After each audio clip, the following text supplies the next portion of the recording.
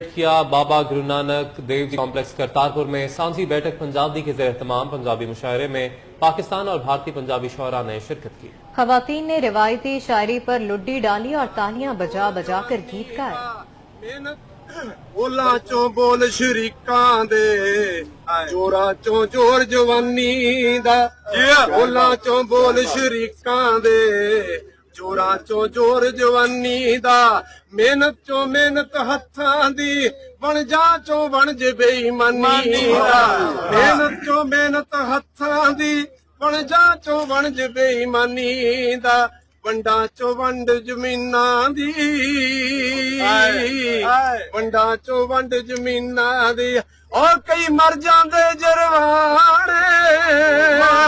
हर दुखा चो दुख विछोड़े दा जिनू पैण विछोड़े जाने सजना दा प्यारे अनोखड़ा बोली में पावा